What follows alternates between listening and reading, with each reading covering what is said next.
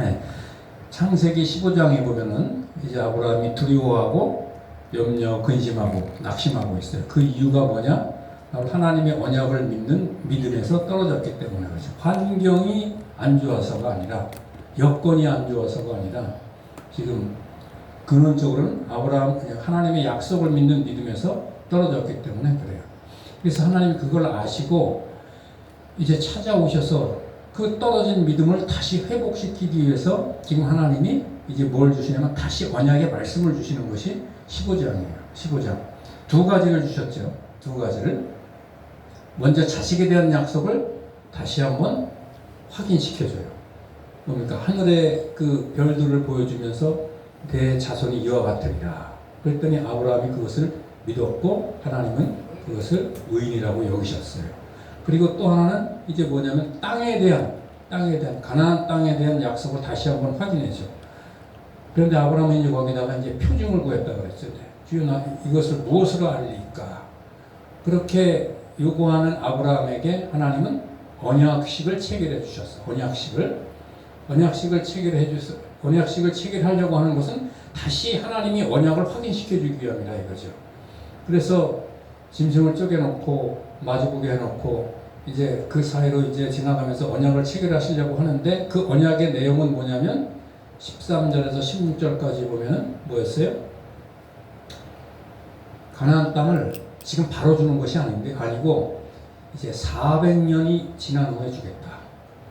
내 자손들이 400년 동안 애굽의 학대를 받을 것이고 400년이 지나가게 되면은 이제 내가 애굽을 징벌해서 너희들이 나올 때 큰 재물을 가지고 나오기 위해서 가나안 땅으로 돌아오게 하겠다라고 하는 그 약속을 주셨어요. 다시 한번.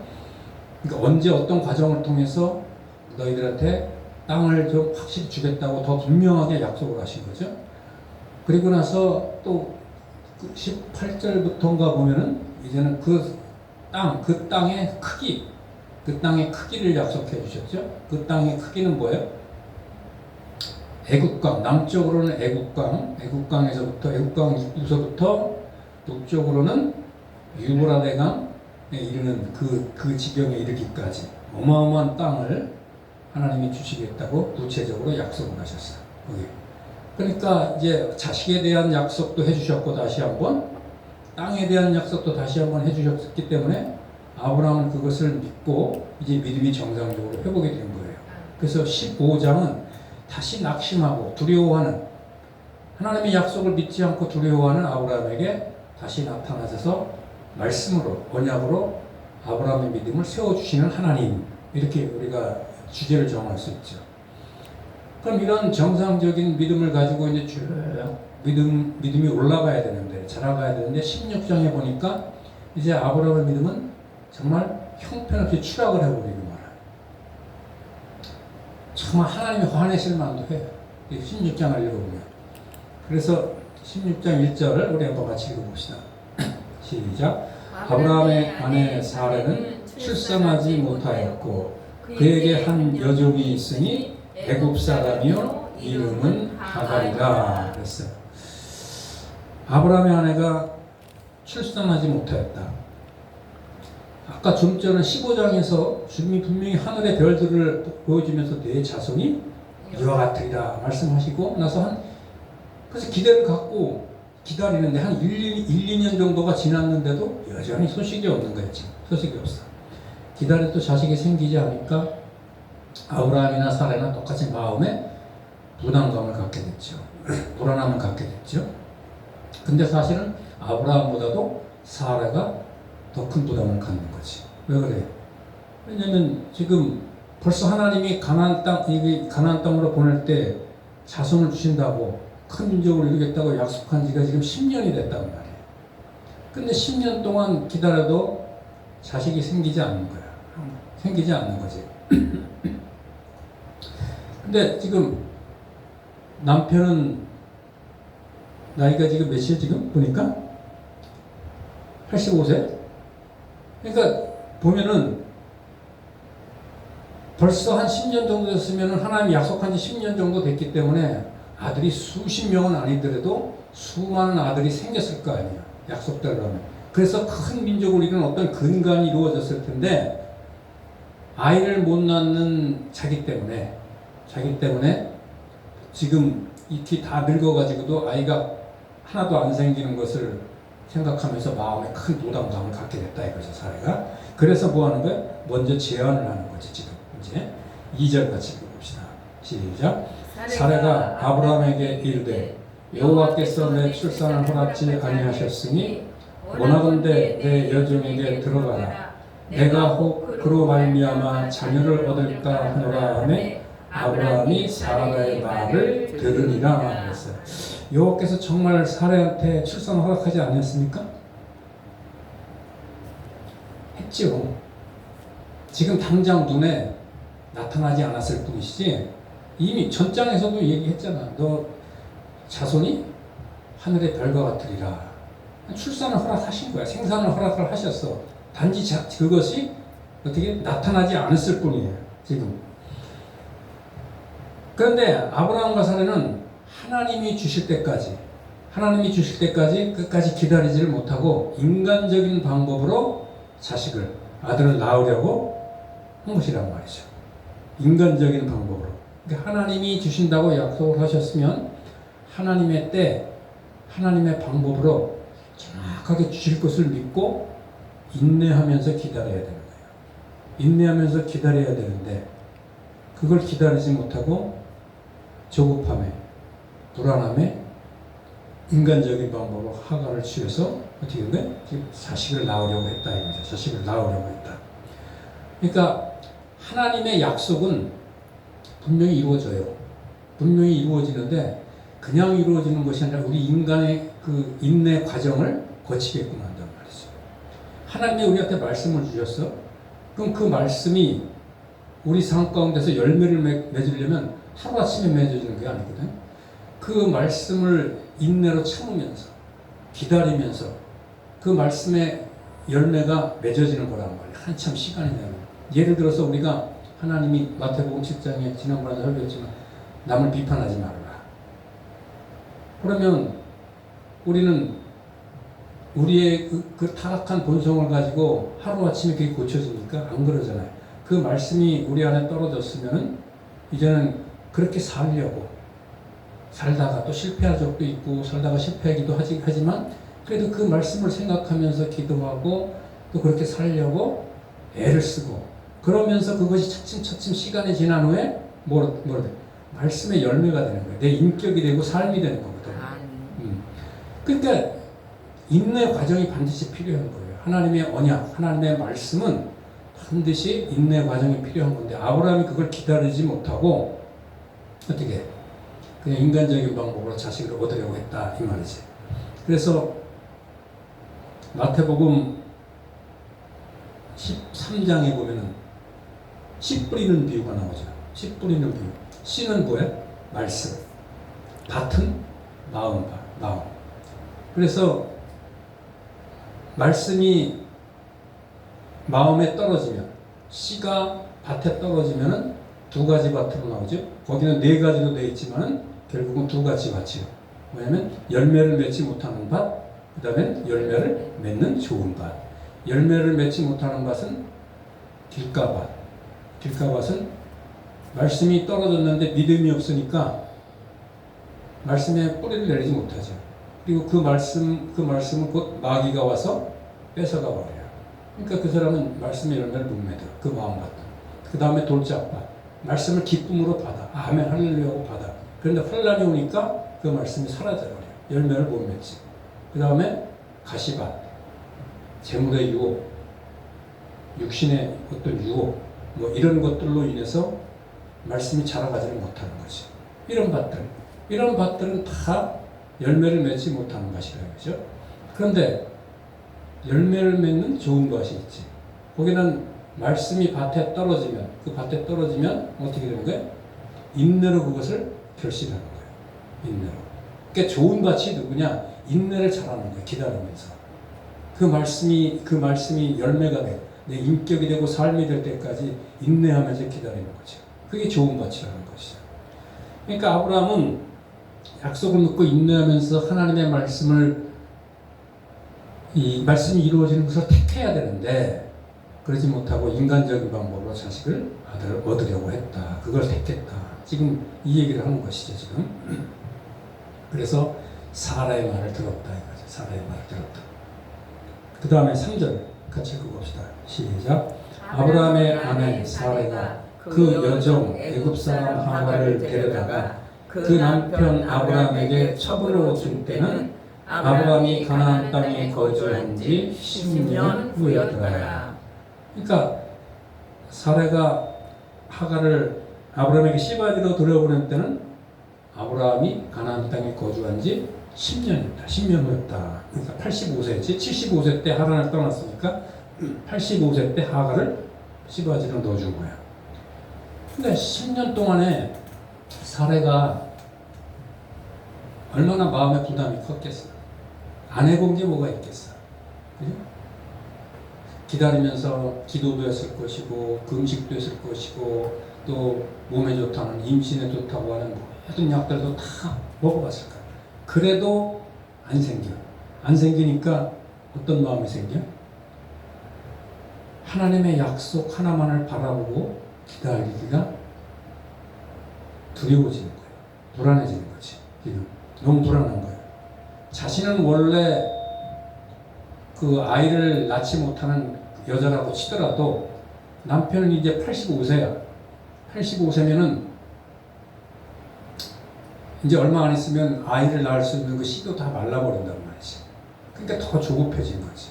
불안해지는 거예요. 그래서 사례는 아브라함한테 하가를 들여보내기로 이제 작정을 한 거예요. 자기 남편에게 여종을 보내려고 하는 사람이 어디 있겠어? 그래도 그렇게 해서라도 하나님의 약속을 이루어보려고. 그래서 자기가 아이를 낳지 못한 부담감, 어떤 책임감에서 벗어나려고 지금 아브라함한테 하가를 넣어주는 거지. 넣어주는 거지. 마음은 이해를 하겠는데. 그러나 이게 잘못된 거죠. 하나님의 약속까지 붙잡아야 되는데. 자, 4절 시작. 아브라함이 하갈과 동침하였더니 하갈이 임신하매 그가 자신의 임신함을 알고 그 여주인을 멸시하니라. 참 이제 여기서 일이 벌어지는 거예요. 이제 딱 아브라함이 하갈과 동침을 했더니 참 아주 뭐랄까 순탄하게 수월하게 아주 빠르게 아이가 생긴 거죠. 이 시작은 참 좋은 거야. 시작은 참 좋은 거지. 지금 동침하자마자 그냥 바로 아이가 임신이 된 거야. 인간적인 방법으로 했더니 어떻게 돼? 하나님의 방법은 이루어지지 않는데 인간적인 방법으로 했더니 뭔가 좀 수월한 것 같고 빠르게 진행된 것 같고 잘 풀리는 것 같은 거니. 그러나 그게 빠른 게 아니고 수월한 게 아니다 이거지. 왜? 결과가 안 좋다. 결과가 항상 안 좋다는 거예요. 이건 우리가 명심하면서 살아야 되죠. 세상 사람들은 그렇다고 치더라도 우리 교회 혹은 성도는 하나님의 방법대로 하지 않고 인간의 방법대로 하게 되면 반드시 그 결과가 안 좋은 거예요. 그 예는 제가 들었기 때문에 더 이상 또 안 들었고. 그러나 하나님의 방법으로 하면 더디더라도 반드시 결과는 좋은 거예요. 왜냐하면 하나님이 하시는 걸 일이고 하나님이 그 사람을 지키고 보호하시고 인도하시기 때문에 결과는 항상 좋을 수밖에 없는 거죠. 하나님의 약속. 그러니까 하나님의 방법대로 하면 더디더라도 우리는 그 결과가 어떻다는 것을 성경을 통해서 다 알고 있잖아요. 그러니까 인내하면서 더디더라도 참고 기다려야 된다 이거죠. 참고 기다려야 된다. 그 지금 결과가 어떻게 됐어 지금?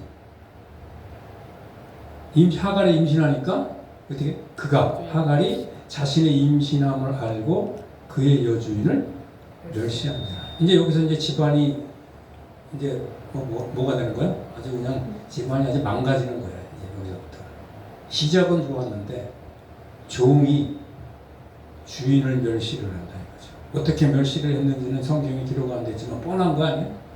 응? 임신하고 우쭐거리면서 사라를 보면서 말로는 안 했겠지만 속으로 다 알지. 응? 아이도 못 낳는 게 무슨 여자냐. 그런 조소, 멸시 이런 것들을 사례가 느꼈겠지만 그런 것들. 그랬더니 종이 지금 완전히 지금 제정신이 아니야 지금 집안에. 종이 제정신이 아니고 그랬더니 이제 사라도 마찬가지가 되어버려. 5절 시작. 사라가 아브라함에게 이르되 내가 받은 모욕은 당신이 받아야 옳도다. 내가 나의 여종을 당신의 품에 두었거늘 그가 자기의 임신함을 알고 나를 멸시하니 당신과 나 사이에 여호와께서 판단하시기를 원하노라. 사례가 종한테 멸시를 받으니까 분기탱천해가지고 아브라함한테 이제 와가지고 도대체 당신이 사라를 어떻게 하가를 어떻게 대해줬길래 얼마나 띄워줬길래 저게 지금 나를 멸시하느냐. 이거 당신 책임이다. 이 말에 이게 당신 책임이다. 당신이 받아야 될 모욕은 내가 받아야 될 모욕은 당신이 받아야 옳도다. 이게 원문에는 이게 모든 것이 당신 책임이다. 이렇게 되어 있어요. 그리고 저주 비슷한 말을 하죠. 뭐라 그래? 당신과 나 사이에 여호와께서 판단하시기를 원하노라. 이건 무서운 말이거든. 이건 뭐냐면 하나님께서 당신이 잘못했으면 하나님이 당신을 벌하기를 원하고 내가 잘못했으면 하나님이 나를 벌하시기를 원하노라. 둘 중에 하나는 벌하기를 원하신다. 이런 의미가 되어버리는 거예요. 그러니까 뭐 저주 비슷한 거 아니야 이게? 그러니까 사례가 이렇게 돼버린 거예요. 하갈도 정신 나간 짓 하지. 안주인 사례도 왜 이렇게 정신 나간 짓을 하지. 아브라함은 어떻게 됐나? 아브라함 6절 시작. 아브라함이 사라에게 이르되 당신의 여종은 당신의 수중에 있으니 당신의 눈에 좋을 대로 그에게 행하라. 그러니까 아브라함은 가장으로서 믿음이 있을 때는 이렇게까지 하지 않고 판단력이 있었다는 말이지. 자, 이런 사례나 여종이 이런 일이 딱 벌어지게 되면은 원래 믿음이 하나님의 언약을 믿는 믿음이 있을 때는 아브라함이 어떤 반응을 보여야 되냐면은 우리가 잘못했다. 하나님의 방법대로 하나님의 언약을 믿고 우리가 끝까지 인내하면서 기다려야 되는데 우리가 우리의 방법대로 하다 보니까 이런 일이 벌어졌다. 이제 회개하고 지금부터라도 우리가 바르게 하자. 하갈이 아들을 낳더라도 그 사람은 우리 상속자가 아니다. 내 상속자가 아니다. 내 후사가 아니다. 이렇게 말을 해야 되는 건데 아브라함 지금 뭐라고 그래? 당신의 여종은 당신의 수중에 있으니 당신 좋을대로 하라. 그러니까 자식 나 안 낳아도 좋으니까 당신 마음대로 해라. 이렇게 얘기를 해버리는 거예요. 그러니까 판단력, 분별력도 완전히 사라지고 가장으로서 리더십도 완전히 사라져버린 거예요 지금. 자, 근데 사례가 이렇게 된 원인, 아브라함이 이렇게 된 원인, 하갈이 이렇게 된 원인이 뭔가? 우선 사례는 우리가 지난번에 베드로전서 3장 1절에서 봤죠. 3장 1절에서 사례는 원래 그런 여자가 아니었잖아. 다시 또 찾아보게 베드로 3장 1절에서 5절까지 한번 찾아볼까요? 찾아봅시다. 그냥. 베드로전서 3장 1절에서 5절.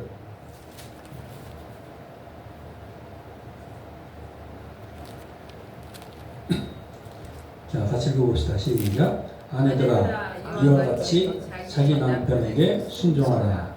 이는 혹 말씀을 순종하지 않는 자라도 말로 말미암지 않고 그 안에 행실로 말미암아 무언을 받게 하려 하니 2절까지 너희의 두려워하며 정결한 행실을 보이라. 그러니까 이 말은 믿지 않는 남편들에게 순종하라. 아내들아 순종하라. 왜냐하면 너희들 말로는 안 들을지라도 너희들이 하는 아내들이 순종하는 그 행실, 두려워하며 정결하는 그 행실을 보고 믿지 않는 남편이 예수를 믿고 싶은 마음이 들어서 구원을 받을 수도 있기 때문에 어떻게 하는 거야? 아내들한테, 남편들한테 순종하라. 이렇게 얘기를 하는 거예요. 이거는 옛날이나 지금이나 동일한 말씀이지. 그 다음에 3절 시작. 너희의 단장은 머리를 꾸미고 금을 차고 아름다운 옷을 입는 외모로 하지 말고. 그러니까 외모 치장하고 외모 단장하는 데는 신경 쓰지 말라. 그런 거 중요한 게 아니다. 그 다음에 4절 시작. 오직 마음에 숨은 사람은 온유하고 안정한 심령에 썩지 아니할 것으로 하라. 이는 하나님 앞에 값진 것이라. 그러니까 외모 단장하지 말고 이제 너희 속 사람을 단장하는데 어떻게 단장을 하느냐? 온유한 심령, 온유한 마음과 여기 뭐라 그래? 안정한 심령을 정숙한, 온유하고 정숙한 그 심령, 그 심령으로 단장을 해서 뭐라는 거예요? 남편한테 순종을 하는 거예요. 순종을 하는 거예요. 그게 하나님 보시기에 뭐라다? 값진 것이다. 이렇게 얘기하는 거예요. 그러니까 부녀 성도들이 남편한테 순종하는 것이 쉽지가 않아요. 어떻게 해야 순종을 하냐? 온유한 마음과 정숙한 심령으로 단장할 때만이 남편한테 순종할 수가 있는 거란 말이야. 진심으로 순종할 수 있게 되는 거란 말이지. 그 순종함이 남편을 구원으로 인도할 수 있다는 거예요. 물론 그 행동이 구원으로 인도하는 것이 아니라 그것이 어떤 길이 돼가지고 교회에 나와서 복음을 듣고 구원을 받을 수 있게 되는 거란 말이죠. 지금 그 얘기를 하는 거란 말이죠. 그러면서 5절 시작. 전에 하나님께 소망을 두었던 거룩한 부녀들도 이와 같이 자기 남편에게 순종함으로 자기를 단장하였으니. 그러니까 전에 있던 그 모든 거룩한 부녀 성도들은 다 이렇게 보였다는 거예요. 자기 남편에게 순종함으로 자기를 단장하였다. 그러니까 너희들도 이렇게 하라는 거예요. 그래서 대표적인 예를 누굴 드냐면 6절 시작. 사라가 아브라함을 주라 칭하여 순종한 것 같이 너희는 선을 행하고 그랬어요. 그러니까 사라는 온유한 마음으로, 그죠? 온유한 마음으로, 그리고 정숙한 마음으로 자기를 단장하고 아브라함을 주인이라고 이렇게 부르면서 아브라함한테, 남편 아브라함한테 순종을 했다. 이런 여자였다. 그런데 이런 사례가 어떻게 이렇게 본문에 보니까 오늘 창세기 16장에 보니까 완전 뚜껑이 열려가지고 남편한테 와서 떽떽거리면서 다 당신 책임이에요. 당신 책임이에요. 당신과 나 사이에 하나님이 벌하시기를 원합니다. 그렇게 저주를 퍼붓는 무서운 여자가 됐느냐? 그 이유는 뭐라 그랬어요? 인간의 생각으로. 하나님이 그 집안에서 은혜를 거두셨기 때문에 그렇게 된 거예요. 은혜를 거두셨기 때문에. 그게 우리는 어디서 알 수 있냐면은 16장 16절 시작. 하갈이 아브라함에게 이스마엘을 낳았을 때 아브라함이 86세였다. 자, 86세였어요. 그 다음에 17장 1절 시작. 아브라함이 99세 때에 여호와께서 아브라함에게 나타나서 그에게 이르시되 나는 전능한 하나님이라 너는 내 앞에서 행하여 완전하라. 그러니까 하나님이 아브라함이 하갈과 동침한 이유는 나타나지를 않으셨어요. 몇 년 동안? 13년 동안 나타나지를 않으셨어요. 그 말은 뭘 의미하는 거예요? 그 집안에서 은혜를 거둬가셨다는 거예요. 말씀을 거둬가시고 성령을 거둬가셨다는 거예요. 그리고 나서 13년 후에 99세 때 딱 나타나서 하시는 말씀이 뭐예요? 나는 전능한 하나님이라 너는 내 앞에서 행하여 완전하라. 이 말이에요. 그러니까 이 무슨 말이에요? 나는 전능한 하나님이다. 나는 약속을 했으면은 반드시 이루는 하나님이다. 전능한 하나님이다. 그러면서 너는 내 앞에서 완전히 내 앞에서 행하여 완전하라. 이 말은 완벽하게 살라는 얘기가 아니라 내가 한 그 언약을 온전히 붙들라는 얘기예요. 그 약속을, 그 말씀을 온전히 붙들라는 얘기예요. 이게. 그러니까 하나님이 13년 동안 나타나지를 않아서 처음 나타나자마자 이 말씀을 주시는 것은 내가 13년 전에 내 언약을 온전히 붙잡지 못하고 인간적인 방법으로 하가를 취해서 자식을 낳으려고 했지 않느냐. 그걸 책망하시는 겁니다. 그래서 13년 동안 하나님이 은혜를 거둬가신 거예요. 그러니까 이렇게 은혜를 거둬가시니까 온 집안이 지금 엉망진창이 되는 거예요. 종이 주인한테 대들질 않나, 멸시를 하지 않나. 그 보물덩어 같은 아내 사례는 완전히 마귀가 돼서 남편한테 대들지를 않나. 아브라함 남편은 뭐가 됐어? 완전히 분별력, 판단력도 잃어버리고 가장으로서 리더십도 잃어버리고 집안이 이렇게 돼버린 거예요. 은혜를 거둬가니까. 그러니까 우리는 여기서 이걸 배워야 되는 거죠. 우리가 이렇게 매일 일주일에 몇 번씩 나와서 말씀을 듣고 성령의 은혜를 체험하는 것이 얼마나 중요한 것인가를 알아야 돼요. 이게 끊어져 버리면 세상 사람들처럼 되고 짐승처럼 되는 거예요. 우리도 하나님이 은혜를 안 주시는데 우리가 어떻게 하나님의 백성으로 이 세상에서 살아갈 수가 있어요? 똑같아. 은혜를 못 받으면 우리 타락한 본성으로 살아갈 수밖에 없는 것입니다. 그러니까 하나님이 그걸 깨우치는 거예요. 성령을 싹 걷어가 보시니까 어떻게 돼요? 완전히 집안이 폭삭 망하고, 근데 희한한 것은 이제 이번 주일날 보겠지만 하갈한테 하나님이 은혜를 주셔요. 그 은혜를 주시는 이유가 뭔가? 진짜 하나님의 은혜를 베풀려고 하는 사람은 누구예요? 아브라함이잖아. 근데 하갈에게 은혜를 주시고 아브라함 집안에서 은혜를 걷어가 버리시지. 그게 아브라함께 가르치시는 거예요. 그게. 뭘 가르치는 걸까? 너 지금 자식, 내가 너한테 언약을 했는데, 약속을 했는데 그 약속은 다 팽개치고 그냥 자식 여기에만 온 관심이 가 있는데, 그렇게 해서 자식 얻어봐야 아무것도 아니다. 아무런 의미가 없다.